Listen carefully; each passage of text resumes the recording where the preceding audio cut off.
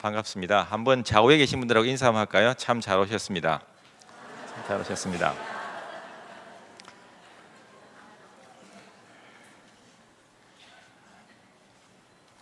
오늘 한 40분 동안 오늘 주어진 본문을 중심으로 하나님께서 우리 교회를 통해서 이루시고자 원하시는 선교적인 사명에 대한 말씀을 드리도록 하겠습니다.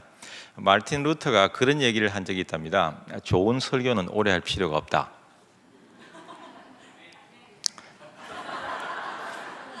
예, 그게 끝이 아닙니다. 나쁜 설교는 더더구나 오래 해서는 안 된다. 그러니까 어쨌든 너무 오래 하지 말라는 말씀이겠죠.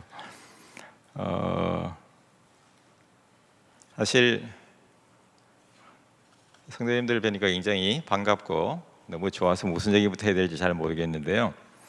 여러분들 오늘 우리 마포교회 마포장로교회 주보를 보니까 오늘 제가 드렸던 본문과 같아서 더 반가웠습니다. 사도행전 1장 8절이 있어서 우리 사도행전 1장 8절 다 아시죠? 한번 암송 한번 해보십시다. 틀려도 괜찮아요. 왜냐하면 틀리면 옆에 분이 옛날 성경 번역으로 아마 암송하시겠구나 생각하면 돼요. 그죠? 저도 자신 있게 해요. 왜냐하면 가끔씩 요즘 거 새로 바뀐 거가 틀리는 경우들이 많으니까. 자, 보고 하셔도 괜찮아요. 다 시작. 오직 성령이 너희에게 임하시면 너희가 권능을 받고 예루살렘과 온 유대와 사마리아와 땅끝까지 이르러 내 증인이 되리라 하시니라. 아멘. 여러분들 진짜 제가 빈말이 아니라 주일 오후 우리 찬양 예배에 참으로 잘 오셨습니다. 오래된 통계긴 한데 제가 어느 미국에서 나온 그 잡지에 보니까 이런 내용이 있어요. 그러니까 이상한 잡지가 아니고 좋은 의미의 잡지예요. 여기 보니까 미국 그 USC라고 University of Southern California라고 하는 남미국 남가주 대학에서 그 지역, 그러니까 군, 카운티에 살고 있는 연세가 많으신 분들을 대상으로 해서 꽤 오랜 기간 동안 조사한 내용이 있어요. 그 내용에 여러 가지 자세한 내용들이 나와 있는데 그 중에 하나가 뭐냐면 여러 개 항목이 있는데 그 중에 하나가 교회에 다니시는 분들과 교회에 다니시지 않는 분들의 평균 수명에 대한 조사한 게 나오는데 누가 더 오래 살까요? 예, 그렇지 않으면 제가 얘기할 필요도 없겠죠. 교회에 다니시는 분들의 평균 수명이 교회에 다니지 않는 사람들의 평균 수명보다 훨씬 더 긴 걸로 나왔어요. 그런데 얼마나 기냐? 짧게는 한 3년, 길면 한 5년 정도 더 사시는 걸로 나와 있어요. 네, 지금은 계산하지 마시고 시간 나실 때 한번 계산해 보세요. 저는 왜 하나님께서 우리 교회 다니는 우리들을 더 교회 다니지 않는 분들보다 더 오래 살게 하실까? 한 번은 제가 앉아서 시간 날 때 계산기를 놓고 한번 계산을 해봤어요. 우리가 신앙생활을 한 짧게는 한 30년, 길면 한 50 혹은 한 70년 정도 한다고 생각했을 때 주일 낮 예배, 주일 대배만 참석하면 몇 년이나 될까? 한 3년 돼요. 여러분들처럼 주일 오후 찬양 예배까지 오시면 한 5년 가까이 돼요. 새벽 기도까지 오시면 몇 년 될까요? 조금 더 넘어가요. 7년 넘어가요. 제가 계산해 보니까 하나님께서 우리 교회 다니시는 분들의 평균 수명을 교회 다니지 않는 분들보다 더 길게 오래 살게 하시는데 어느 시간만큼 더 오래 살게 하실까요? 주의 몸된 교회에 드리는 시간만큼. 여러분들 오늘 나온 만큼 더 오래 살 줄로 믿습니다. 아멘 하신 분들만 오래 살 줄로 믿습니다. 저는 그런 하나님 믿어요. 하나님이 단순히 과거에 구약에서만 활동하셨던 하나님이 아니라 오늘 이 시간 우리와 함께 하시는 그런 하나님으로 저는 믿거든요. 제가 뭐 오늘 개인적인 간증을 할 시간은 없지만 기회는 없지만 여러분들이 봐도 제가 잘 안 믿을 사람처럼 보이지 않습니까? 그렇게 안 보이세요? 여러분들은 너무 솔직하셔서 저는 사실 어릴 때부터 교회는 다녔지만 하나님 살아계시는 게 사실 믿어지지가 않았어요. 근데 이상하게 하나님께서는 제가 개인적인 얘기만 조금 하고 제가 오늘 말씀드릴게요. 워낙 많이 아팠어요. 여러분들이 봐도 제가 좀 몸이 굉장히 약해 보이지 않습니까? 예, 솔직하게 얘기해 주셔서 고맙습니다. 굉장히 약한데 제가 위로 누나만 6이거든요. 누나 6에 제가 7번째 막내예요. 누님들은 다 하나같이 다 건강하세요. 튼튼하시고 저만 이제 많이 하나님께서 어려서부터 병 치레를 많이 하게 하셨는데 희한하게 이상하게 잔잔한 질병은 거의 취급하지 않게 하시고 아주 굵직굵직한 질병들만 주로 취급하게 하셨어요. 그러니까 예를 들면 이제 결핵, 지금도 학교에서 이제 건강검진을 하면 꼭 그 엑스레이 잡혀요. 결핵을 앓고 지나왔고, 그 다음에 또 하나는 이제 제가 축구를 굉장히 좋아했거든요. 지금은 이제 월드컵이 열리고 있습니다만은 여러분들 제가 축구 좋아한다고 그러면 잘 안 믿으시는 눈치인데 제가 공기 저항을 거의 안 받기 때문에 주로 윙 쪽을 맡아요. 주로 바람의 저항을 거의 안 받기 때문에 손살같이 잘 달리거든요. 축구를 너무 좋아해가지고 중3 고1 때 다리를 다쳐가지고 골수염으로 이제 수술을 꽤 큰 수술이었어요. 자칫하면 뭐 하여간 뼈를 조금만 절단했지만 잘못했으면 큰일, 하여간 굉장히 어려움을 겪을 수도 있는, 또 골수암일 수도 있다고 그래가지고 병원에서 다행히 암은 아니고 골수염이라고 해서 다리도 보존했고 이제 목숨도 보존할 수 있었지만, 또 하나는 이제 하나님께서 마지막으로 결정적인 부분은 제가 신학을 하게 된 이유도 관련이 됩니다만은 저희 한번 생각해 보십시오. 저희 아버님이 굉장히 연세가 많게 사셨고 여러 해 전에 99세로 돌아가셨어요. 저희 어머님은 3년 전에 91세로 돌아가셨고, 그러니까 두 분의 평균 수명을 합쳐서 2로 나누면 제 평균 수명이잖아요. 그러니까 두 분을 더해서 2로 나누면 95세예요. 여러분들이 믿거나 말거나 저는 95세를 살게 돼 있어요. 실제로 그렇습니다. 왜냐하면 제가 이제 미국에서 공부를 마치고 제가 이제 선교사로 또 갔었거든요. 저는 이제 대학생 시절에 내비게이터라고 하는 선교 단체에서 훈련을 쭉 받았고, 또 그때 제가 하나님께 약속한 게 있어요. 하나님, 언젠가는 제가 선교사로 가겠습니다. 소원한 게 있어서 미국에서 이제 공부를 마치고 암만 생각해봐도 공부를 마쳤을 때 그때가 아니고서는 선교사로 가겠다고 한 하나님 앞에서 약속을 지킬 기회가 없겠더라고요. 그래서 사실 두 학교에서 이제 교수로 오라고 하는 제안은 있었지만 하나님 앞에 약속 때문에 고민을 사실 많이 했어요. 그래서 사실 저희 집사람은 선교에 헌신한 분도 아니에요. 그래서 사실 집사람한테 그런 고민을 털어놨어요. 실은 제가 그래서 집사람한테 당신과 결혼하기 전에 대학생 시절 때 언젠가는 하나님 앞에서 선교사로 이제 가겠다고 약속을 했는데 한번 생각해봐도 지킬 수가 없을 것 같다. 근데 공부를 마쳤을 때 뭐 몇 가지 옵션이 있었어요. 미국에 있는 교회에서도 남기를 원했고, 또 한국에 있는 두 학교가 이제 교수 요원으로 이제 오기를 원했고, 근데 암만 생각해봐도 고민이 많이 돼서 집사람한테 상담을 했고, 사실 그 이전에 여러 목사님들에게 한 5분한테 제가 상담을 했어요. 근데 오늘 녹음 안 하죠? 예, 녹음 안 하면 좀 자유롭게 할 수 있어요. 왜냐하면 그 상담해 준 목사님들이 아직도 다 살아 계시기 때문에 제가 목사님들한테 그랬어요. 제 모교회 목사님을 포함해서 제가 원래 선교사로 헌신했고 이제 하나님 앞에 서약했는데, 지금 이제 공부를 다 마치고 지금 아니면 도저히 선교사로 나갈 수 있는 기회가 없을 것 같아서 교수로 오라고 하는 제안도 있고, 선교사로 가야 된다고 하는 그런 이제 부담감도 느끼는데 어떻게 하면 좋을까 하고 목사님 몇몇 분에게 상담했더니 목사님들이 전부 다 뭐라고 저한테 조언한 줄 아세요? 저보고 네가 정신을 못 차려, 너무 못 차린다. 교수 자리 나면 빨리 들어가야지. 무슨 선교사? 상담을 안 할 걸. 오히려 목사님들 때문에 더 헷갈렸어요. 목사님들이 그 약속은 지키라고 하실 줄 알았거든요. 근데 반대로 교수 자리 나면 빨리 들어가야지. 네가, 심지어 제 모교회 목사님은 네가 지금은 필요할지 모르지만 몇 년 뒤에는 너 같은 사람 필요 없을 수도 있다. 그래서 오히려 더 헷갈렸어요. 근데 그래서 이제 저희 집사람한테 이제 고민을 털어놓았죠. 그랬더니 저희 집사람이 뭐라고 그러는 거 아니?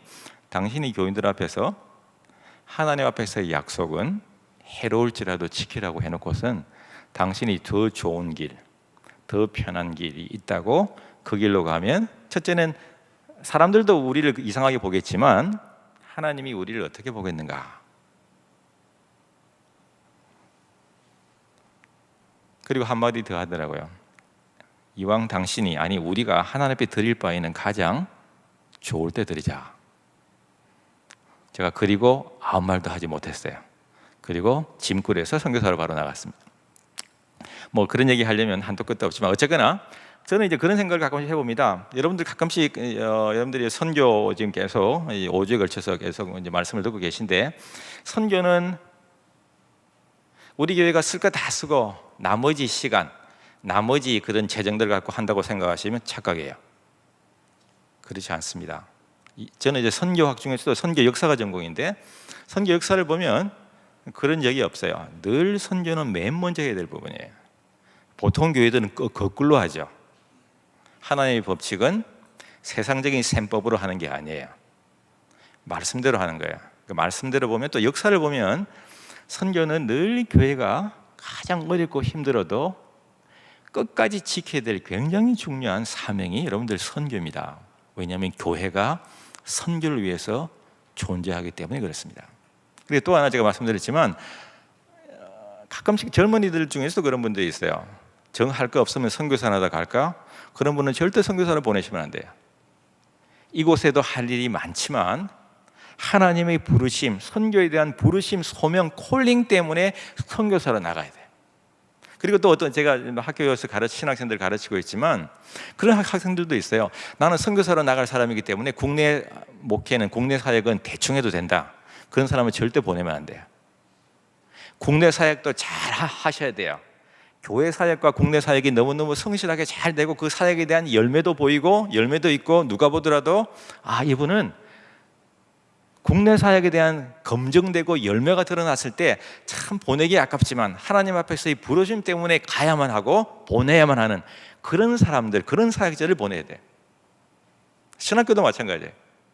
이것저것 다 해보다가 안 되니까 신학교나 가자, 웃기는 소리예요. 그런 분들 들어오시면 안 돼요. 그런 분들은 칼같이 제가 잘라냅니다. 할 일이 많지만 하나님의 더 거룩한 부르심 때문에 신학교에 들어오셔야 돼요.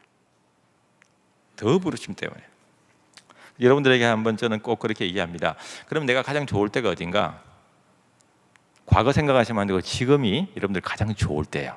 그러니까 선교는 늘 지금이 나에게 가장 좋을 때라고 생각하고 내가 있는 상황 속에서 최선을 다해서 열심히 선교하는 것이 하나님 마음에 합한 교회요, 하나님 마음에 들 수 있는 그런 성도들의 선교적인 삶이라는 것을 여러분들 꼭 기억할 수 있게 되기를 바랍니다.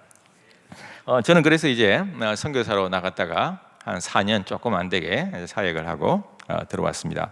사실 저를 아껴주셨던 목사님이 이제 빨리 교수 자리 잡아야지라고 했던 이 마음은 이해는 해요.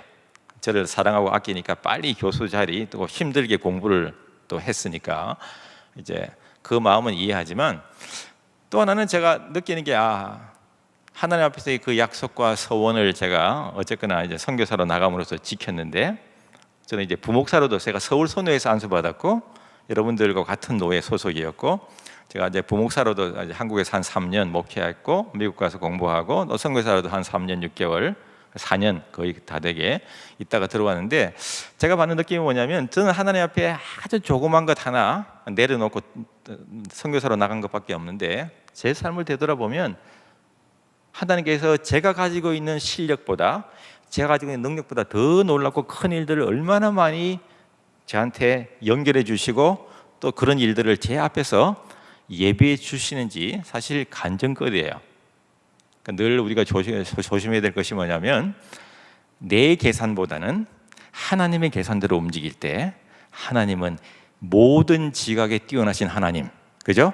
내가 생각하는 것보다, 내가 계획한 것보다 더 놀랍게, 더 크게, 더 오랫동안 채우시고 인도하시는 하나님이, 저는 제가 믿은 게 아니고 믿어지게 만드셨어요.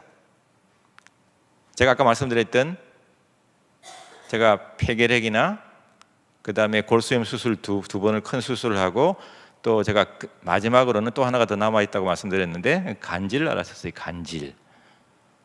여러분 한번 생각해 보십시오. 나이 들어서 얻은 아들 하나가 간질로 고생한다고 생각해 보십시오.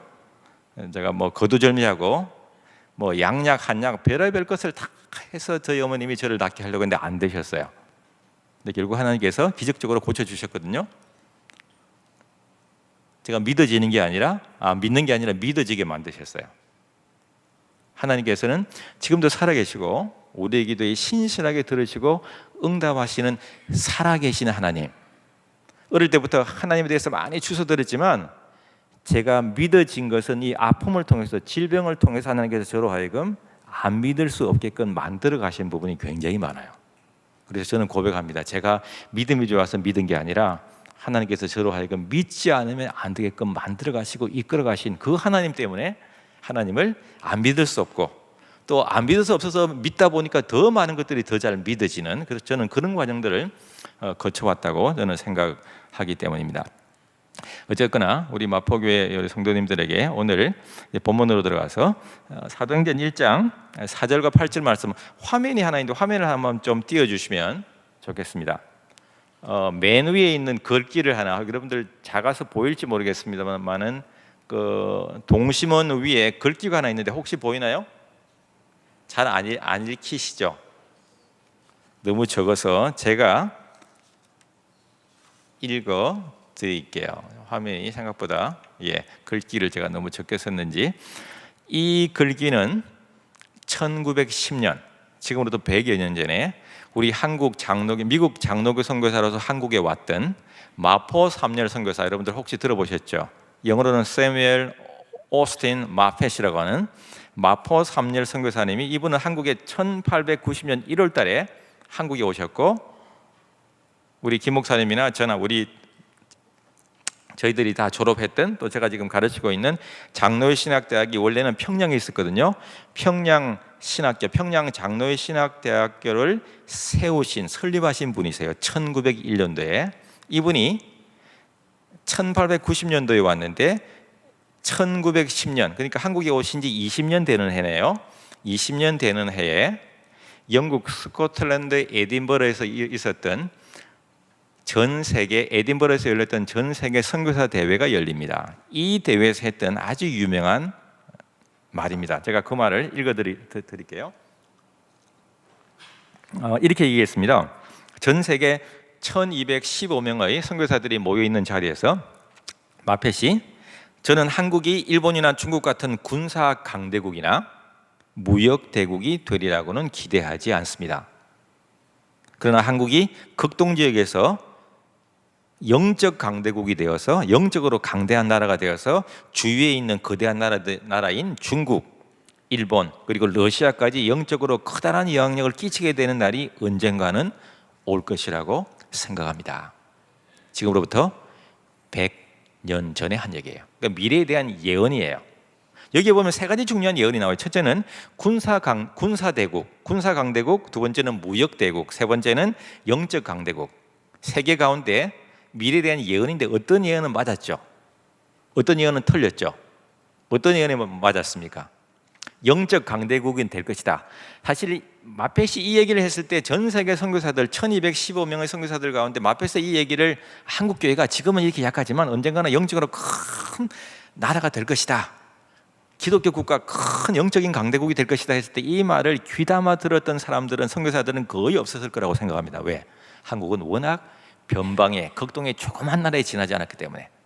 한국교회가 급성장하고 있었지만 세계교회가 바라볼 때는 아직도 한국교회는 굉장히 작은 변방의 교회에 머물고 있었기 때문에 눈여겨 안 봤을 거예요. 그러나 불과 100여 년 만에 지금 한국교회는 전 세계교회가 눈여겨보는, 여러분들 어마어마한 영적 강대국이 되었습니다.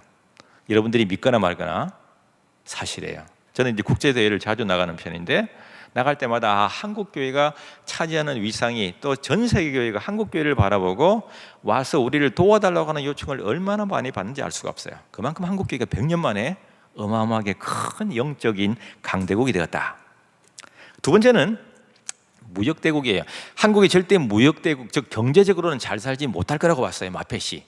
왜 그랬을까요? 그 당시 워낙 한국이 찢어지게 가난했기 때문에. 선교사들이 이런 기록을 하고 있습니다. 한국 교회는 중국 교회보다 가난했고 일본 교회보다도 훨씬 더 가난했다. 심지어 중국에서 가장 가난한 사람들이 많이 살고 있는 중국 산동 지역, 아시죠? 여러분들 산동 지역. 산동 지역이 중국에서 가장 가난한 사람들이 많은데 한국 사람들은 중국에서 가장 가난한 산동 지역 사람들보다도 훨씬 더 가난했다고 적고 있어요.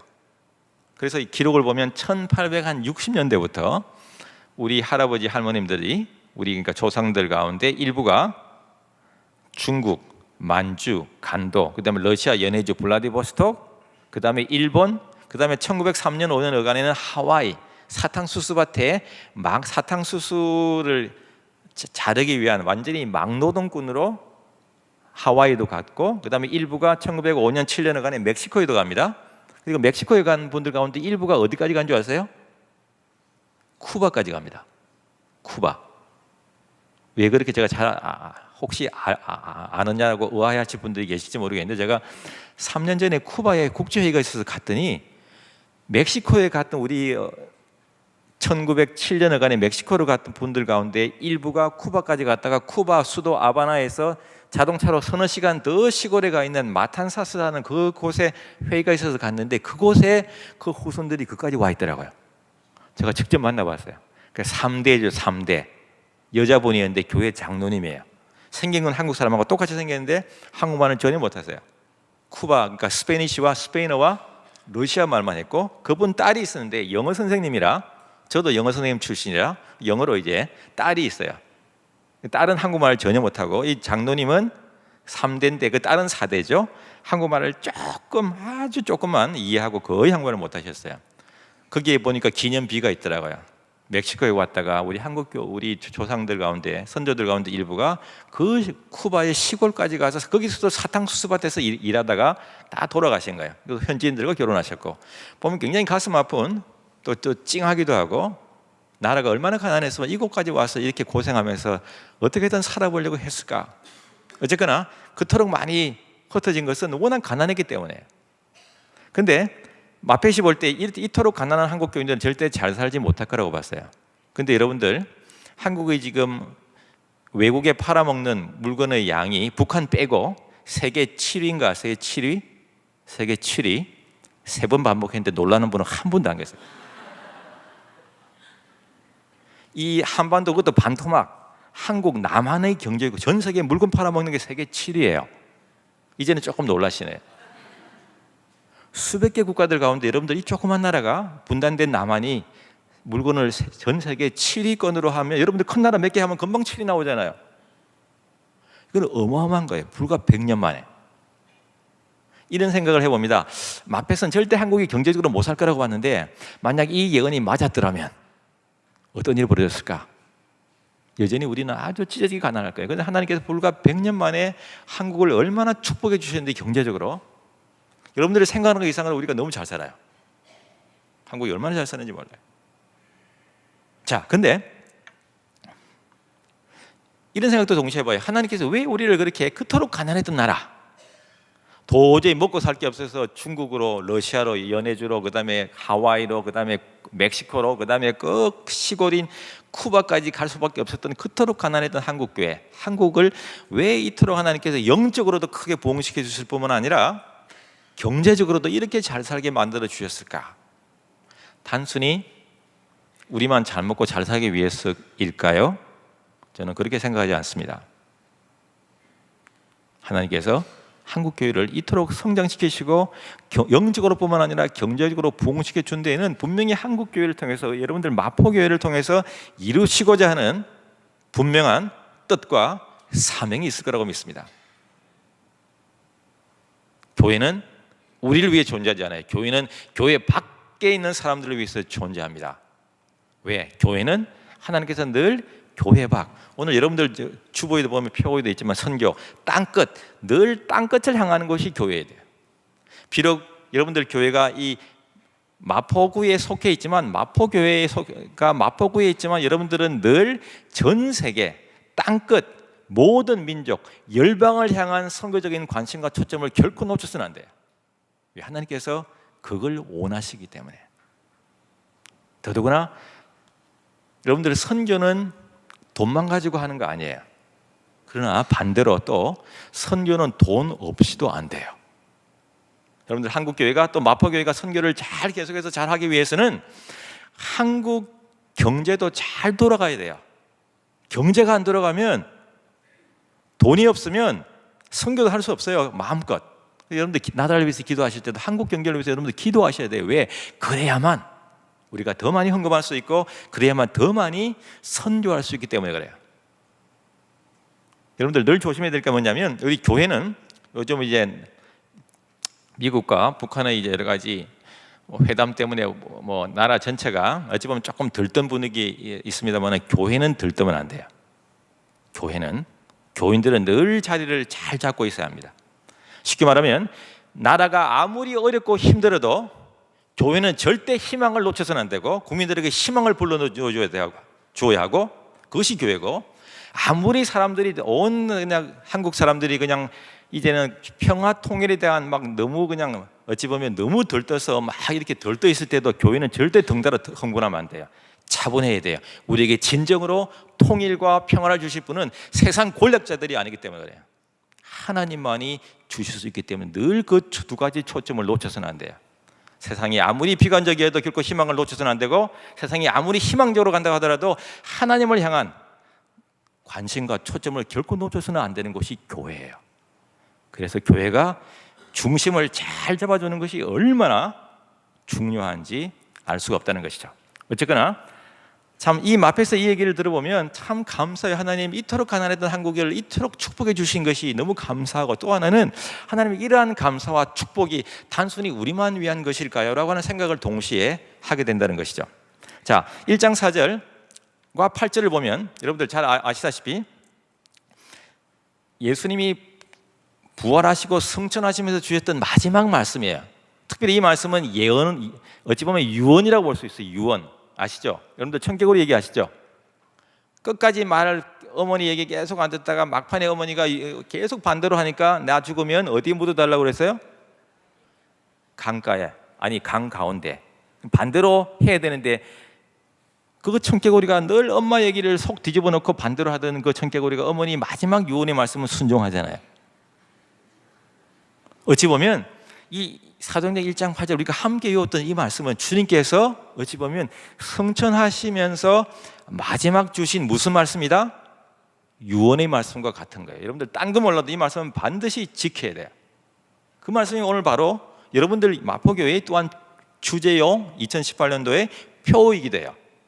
오직 성령이 너에게 마시면 너희가 권능을 받고 예루살렘과 온 유대와 사마리아와 땅끝까지 이르러 내 증인이 되리라 하시니라.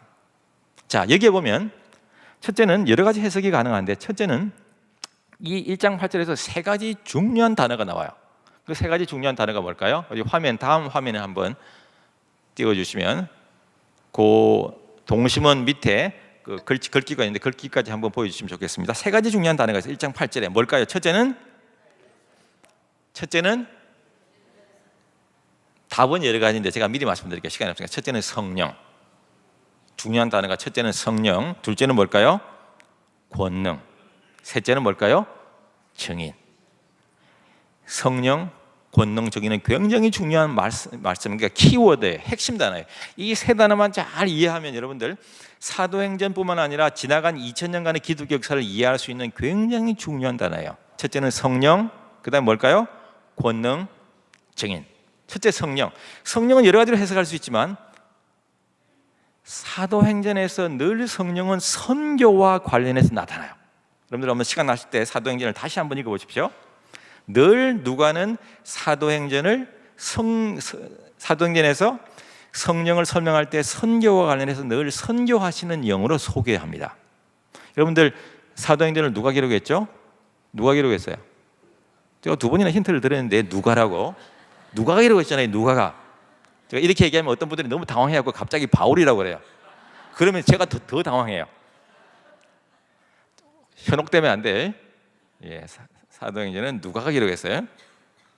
누가가 직업이 의사잖아요. 그러니까 누가는 직업의 특성상 굉장히 섬세하고 정확해요. 그래서 저는 개인적으로 사도행전을, 특히 이제 제가 역사 전공이라 사도행전을 굉장히 좋아하는데, 자, 성령, 권능, 증인. 자, 둘째는 이제 권능이라는 단어예요. 권능. 신약 성경은 헬라어, 그리스어로 기록되어 있거든요. 헬라 원어에 보면 이 권능이라는 단어가 두나미스라고 되어 있어요. 두나미스. 이 권능이라는 단어가 신약성경에 한 100번 정도 나와요. 100번. 근데 두나미스라는 이 헬라어에서 파생되어 나온 영어 단어가 뭘까요? 혹시? 맞아요. 고맙습니다. 여기서 벌써 대답하셨어요. 다이너마이트. 다이너마이트. 두나미스, 권능이라는 단어에서 나온 헬라어에서 나온 영어 단어가 다이너마이트예요. 자, 누가가, 직업이 의사인 누가가 왜 선교를 설명하면서 성령, 그 다음 두 번째 권능이라는 단어를 썼을까? 여러분들 다이너마이트 집에 두고 사는 분 계세요? 없어요. 왜 집에 안 두고 사죠? 집에서 필요한 물건이 아니에요. 언제 필요해요? 언제 필요해요, 다이너마이트가? 예, 무슨 얘기인지 다 맞는 얘기예요. 다 너무 잘 아시니까.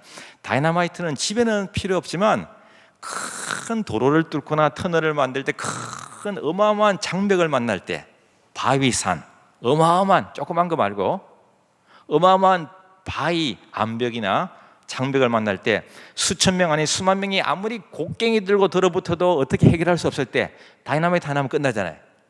그때 쓰는 게 다이너마이트예요. 그 단어가 바로 이 두나미스라는 단어에서 나온 단어예요. 자, 오직 성령이 너에게 임하시면 너에게 권능을 받고 예루살렘과 온 유다와 사마리아, 이 권능이라는 단어를 왜 누가가 썼을까? 선교는 하다 보면 수많은 장애, 아니 사람의 힘으로는 도저히 감당할 수 없는 어마어마한 장벽과 암벽과 방해물에 봉착할 수 있지만, 그러나 성령이 우리에게 늘 하나님께서 권능으로, 두나미스로, 다이너마이트로 역사하시니까 어떠한 장애물도 해치고 나갈 수 있다는 거예요. 여러분들 선교한다고 생각하면서 장애를 두려워하고 장애물 때문에 주저앉으면 그거는 절대 선교할 수 없어요. 저는 선교 역사가 전공한 사람으로서 자신 있게 말씀 안 드릴 수 있습니다. 교회 역사상 장애물이 없어졌던 건 단 한 번도 없어요. 교회가 선교하면서 장애가 없다는 건 비정상이에요. 교회가 선교하면서 장애가 있는 게 정상이에요. 이해가 되세요? 여러분들 선교 열심히 이제 하셨고 또 하실 거죠? 장애가 많이 만날 거예요. 그래도 괜찮아요. 왜? 그건 정상적이에요. 왜? 그럴 때라도 하나님께서 우리에게 권능으로, 두나미스로, 다이너마이트로 함께 하시니까. 선교하다 보면 때로는 다치기도 하고 죽기도 해요. 자연스러운 거예요. 기독교 역사에는 수많은 사람들이, 순교자들이 있어요. 선교하다가 다치거나 순교했을 때 겁먹고 선교하지 맙시다.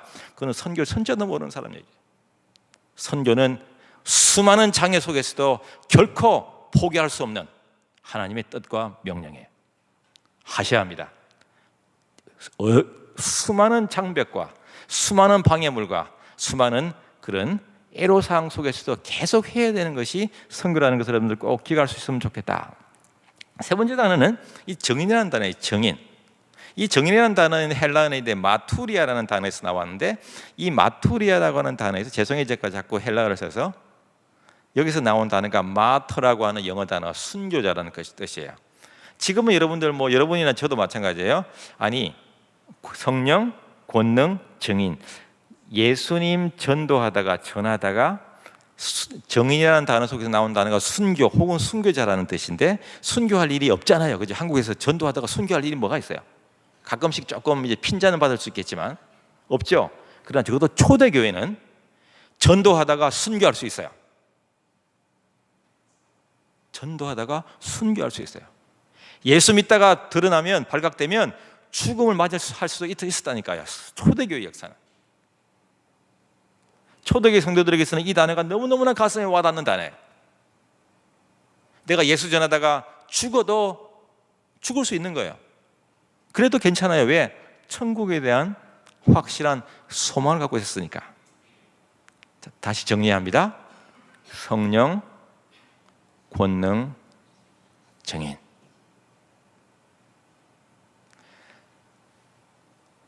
주님께서는, 예수님은 우리를 예수의 정인으로 부르셨어요. 한번 따라 봅시다. 나는 예수의 정인이다. 주님은 우리를 정인으로 부르셨어요. 주님은 우리를 예수님의 변호사로 부르지 않으셨어요. 어떤 분들은 전도하자, 정인되자 그러면 나는 못한다고 나가 떨어지는 사람들이 많아요. 여러분들, 변호사 아무나 할 수 있어요, 없어요? 변호사 아무나 할 수 있어요, 없어요? 없어요. 함부로 못해요. 왜냐하면 변호사는 오랜 기간 동안 전문적인 훈련 과정을 거쳐야 돼요. 근데 정인은 어때요? 정인 되는데 오랜 기간 동안 훈련받고 교육받을 필요 있어요, 없어요? 없어요. 또 하나, 변호사는 말을 굉장히 잘해야 돼요. 달변해야 돼요. 근데 정인이 꼭 말을 변호사처럼 청산유수 같이 잘할 필요가 있어요, 없어요? 없어요. 왜? 정인이니까. 변호사가 아무리 말을 잘해도, 아니 반대로 정인이 아무리 말을 못해도 어눌해도 법정에서 판사 앞에서 큰 힘과 파워를 발휘하는 것은 말 잘하는 변호사의 말이 아니라 말 못하고 어둔하고 더듬거려도 정인의 말이 훨씬 더 파워풀해요. 왜 그럴까요? 정인이니까. 주님이 우리를 뭐로 부르셨다고요? 정인으로 부르셨어요. 전도하자 그러면 나는 말 못해요. 그건 핑계예요. 그는 주님께서 우리를 변호사로 부르셨다면 이해가 돼요. 그러나 주님께서 우리를 뭐로 부르셨다고요? 정인. 그 대신 정인은 중요한 게 있어요. 정인은 그 현장을 목격한 사람이어야 돼요. 우리가 예수의 정인이 되기 위해서는 하나님께서 살아계시고 내 삶 속에, 내 가정 속에서 어떻게 살아 역사하셨는가를 체험이 있어야 돼요. 체험. 여러분들 주님이 살아계심을 믿습니까? 여러분들 삶 속에 그게 체험적으로 믿어져요? 그런 사람이 증거할 수 있어요. 저는 주님 살아계심을 증거할 수 있어요. 왜? 주님께서 제 삶 속에 역사하셨으니까. 머리로 책으로 본 게 아니에요. 바라기는 우리 마포교회가 주님의 여러분들의 삶 속에, 여러분들 가정 속에 살아계심이 많이 체험되고 경험되어서 주님을 변호하는 것이 아니라 주님을 증거할 수 있게 되기를 바랍니다. 우리는 주님의 증인이기 때문에. 또 하나는 여러분들 사도행전이 몇 장으로 기록되어 있죠? 28장으로 되어 있죠. 사도행전은 28장으로 끝나요. 그러나 하나님의 역사는 28장으로 끝나면 될까요? 안 될까요? 안 돼요. 사도행전은 28장으로 끝나지만 29장, 30장, 31장 속 사도행전의 역사는 지금도 계속 이어져 가고 있고 쓰여져 가고 있고, 또는 여러분들 마포교회에서 계속 쓰여져 가야 돼요. 여러분들 그런 자부심을 가져야 돼요. 우리 교회는 사도행전이 28장으로 끝났지만 이제는 마포교회를 통해서 우리가 29장, 30장, 31장 계속 써가고 있다. 그런 확신이 있어야 돼요. 한번 해봅시다. 나는 속사도행전의 선구자들이다. 고맙습니다. 여러분들 마포교회를 통해서 하나님께서 계속 속사도행전의 역사를 계속 이어져 갈 수 있게 되기를 바랍니다. 자, 그래서 원래 1장 4절과 8절을 보면 성령 받기 전에는 머물러 있지만 성령 받으면 나가야 돼요. 근데 이걸 해석할 때 해석이 중요해요. 어떤 사람들은 선교하자고 그러면 한국 땅에도, 아니 예루살렘에도 예수 믿지 않는 사람이 많은데 구태여 그 다음에 유대와 사마리아로 선교할 필요가 있는가? 한국 땅에 다 예수 믿은 다음에 해외 선교를 하자고 하는 분들이 가끔씩 계세요. 전에는 많이 계셨고 지금은 별로 없지만 그래도 가끔씩 계세요. 그렇게 생각하시면 안 돼요. 그러니까 예루살렘과 유대와 사마리아와 땅끝, 즉 복음은 절대 한 곳에 머물러 있으면 안 된다는 거예요. 왜? 시간이 지나면 점점 뭐예요? 지리적인 장벽을 넘어서 확장되어 나가야 돼요. 마포교회에 주어진 복음은 여러분들 마포구에만 머물러 있게 하시면 안 돼요. 알겠죠? 마포구를 넘어서 서울과 한국 전역과 아시아와 아프리카와 남미를 품는 전 세계로 확장되어 나가야 돼요. 아무리 복음이 좋다고 해도 여러분들 복음이 아무리 물도 마찬가지죠. 아무리 샘물이 좋고 맑다고 하더라도 한 곳에 계속 오랫동안 고여 있으면 어떻게 될까요? 썩을 수밖에 없어요. 복음도 마찬가지예요. 기독교는 절대 머물러 있을 수 없어요. 복음이라는 것 자체가 그래요. 복음은 계속 주위 사람들과 나누어야 돼요. 그러니까 지리적으로 확장돼 가야 된다.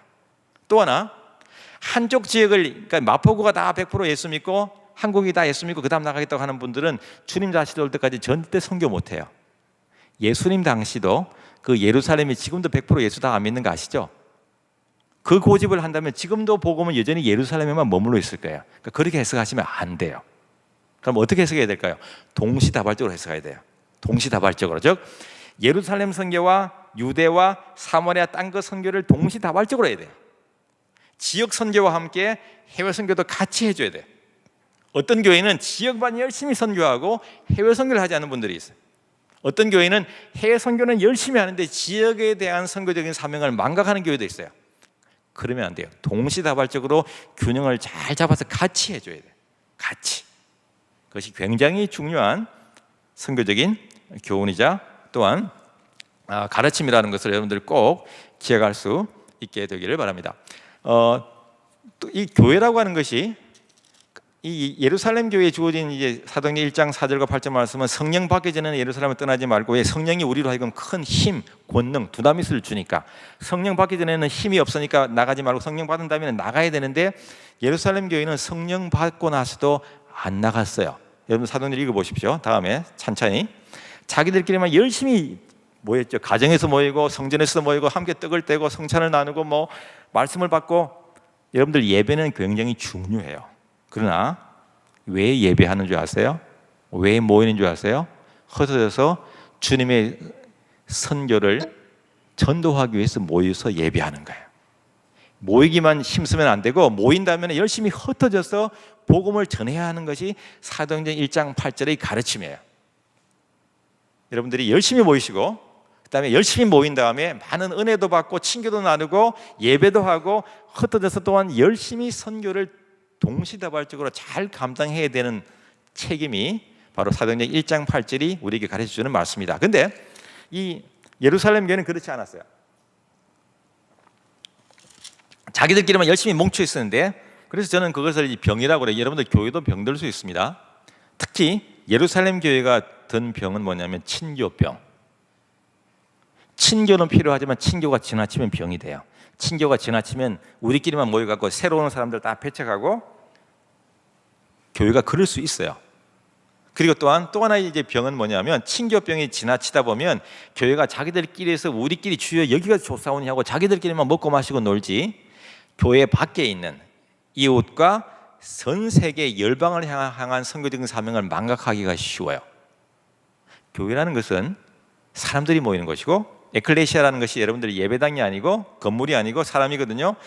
교회라고 하는 것은 사람들이 모인 것이고, 사람들이 모이면 힘이 있어요. 파워가 있는데 이 파워를 교회 바깥으로 이렇게 쓰지 않으면 교회 내에서 쓰잘데없는 것 같고 분쟁이 일어나기가 쉬워요. 그거 희한해요. 여러분들 지상의 어느 교회도 완전한 교회는 없는 거 아시죠? 어느 교회도 완전한 교회는 없습니다. 왜? 우리가 다 불완전하기 때문에. 그래서 교회는 하나님의 은혜와 긍휼이 참으로 필요한 곳이에요. 왜? 우리가 불완전하니까. 사실 예루살렘 교회도 마찬가지예요. 왜 그럴까요? 성령 받으면 나가라고 했는데 성령 받고도 2장에 보면 성령 엄청나게 많이 체험했잖아요. 그런데도 예루살렘 성벽을 넘어서서 사마리아와 딴 것으로 안 나갔어요. 그렇게 보면 예루살렘 교회도 주님의 선교 명령에 불순종한 문제가 있는 교회라고 볼 수 있어요. 제가 볼 때는. 왜? 그 명령에 불순종했으니까. 성령 받고도 안 나갔으니까. 그랬을 때 어떤 문제가 생기느냐? 6장에 보면 사도행전 6장에 보면 예루살렘 교회 헬라파와 유대인과 히브리파 유대인 사이에 서로 구제 때문에 싸우죠. 여러분들 어떻게 볼지 모르겠지만 저는 보면 예루살렘 교회도 분쟁이 있었구나를 알 수 있어요. 예루살렘 교회가 완전한 교회가 아니었구나를 알 수 있어요. 왜? 분쟁과 다툼도 있고 원망도 있고. 딴 교회가 아니에요. 예루살렘 교회예요. 왜 그런 거냐? 제가 볼 때는 교회가 힘이 사람들이 있으면 모이는데 이 힘을 바깥으로 이렇게 쓸 수 있도록 물꼬를 잘 틔워주지 않으면 교회 내에 이상한 문제 같고, 문제도 아닌 것 같고 문제가 생길 수가 있어요. 그것이 구제 문제 때문에 생기는 다툼이에요. 그러다가 예루살렘 교회가 끝끝내 계속 다툼만 있고 나가지 않으니까 사도행전 7장을 보면, 여러분들 7장을 보겠습니다. 사도행전 7장 요거만 하고 제가 마칠게요. 조금만 더 하고, 사도행전 7장 57절부터 봅니다. 7장 57절. 성령 받으면 나가야 되는데 안 나갔잖아요. 계속. 그랬을 때 이 예루살렘 교회의 7장 57절에 보면 스데반 집사의 순교 사건이 나옵니다. 57절부터 봅니다. 그들이 큰 소리를 지르며 귀를 막고 일제히 그 스데반 집사에게 달려들어 성 밖으로 내치고 돌로 칠세 증인들이 옷을 벗어 사울이라 하는 청년의 발 앞에 두니라. 사울이 등장해요. 그 사울이에요. 바울이 된. 그들이 돌로 스데반 집사를 치니 스데반이 부르짖어 이르되 주 예수여 내 영혼을 받으시옵소서 하고 무릎 꿇고 크게 불러 이르되 주여 이 죄를 저들에게 돌리지 마옵소서. 이 말을 하고 뭐라고 되어 있어요? 자니라. 예루살렘 교회가 성령 받으면 나가야 되는데도 사마리아와 딴 곳으로 나가지 않을 때 주님께서는 예루살렘 교회의 핍박을 통해서 스데반 집사가 순교하게 만듭니다. 근데 이 순교 장면이 아주 중요해요. 왜냐하면 결론부터 말씀드리면 예루살렘 교회가 끝끝내 안 나가다가 이 순교 당하는 큰 핍박 때문에 예루살렘 교회가 선교하기 시작해요. 희한해요. 알아서 자발적으로 나간 교회가 아니에요. 여기 보십시다. 우선 스데반 집사의 순교를 보면 스데반 집사의 순교 장면은 우리에게 누구를 연상시켜요? 예수님. 그렇죠. 어떻게 많은 사람들은 다 어떻게 하면 건강하게 잘 살까를 생각하지만 스데반 집사의 모습은 우리가 어떻게 하면 멋있게 잘 죽을 수 있을까를 생각하게. 여러분들 어떻게 건강하게 잘 살까 중요하죠. 더 중요한 것은 어떻게 내가 멋있게 죽을 수 있을 것인가가 더 중요해요. 많은 학자들이 얘기합니다. 강팍했던 사울이 나오잖아요. 강팍했던 사울이 요거 말고 9장부터 보면 사울이 다메섹에서 주님 만나고 거듭나는 예수 만나게 되는 장면이 3번 기록되어 있는데 신약학자들 가운데 많은 분들이 그때 다메섹에서 주님을 만나기도 했지만 요 7장에서 스데반 집사의 순교 장면 때문에 강팍했던 사울의 마음이 흔들리기 시작했다고 봐요. 왜 그럴까요? 자기를 돌로 쳐 죽이는 사람들, 옆에 서 있는 사울도 거기 있는데 스데반이 생각해 봅시다. 자기를 돌로 쳐 죽이는 사람들을 저주하고 욕하고 그 다음에 자기의 생명을 구걸하면서 그렇게 생의 마지막을 맞았더라면 아마 사울이 아마 스데반을 향해서 잘 죽었다고 생각했을 거예요. 그럼 어떻게 죽어요? 주님처럼 죽지 않습니까? 자기를 돌로 쳐 죽이는, 돌로 치는 사람들 향해서 오히려 중보하고 죽죠. 기도해요. 하나님, 저들을 용서하여 주옵소서. 저들이 하는 일을 저희들이 알지 못하고 이 죄를 저들에게 돌리지 마옵소서. 이 말을 이렇게 기도하고 죽어요. 여러분들 결론부터 얘기합니다. 여러분들 지금까지 어떻게 살아왔는지 저는 관심 없어요. 지금부터 중요한 것은 어떻게 죽을 것인가가 중요해요. 어떻게 죽어야 되겠어요? 스데반처럼 죽어야 돼요. 멋있게. 어떻게 죽는 것이 멋있을까요?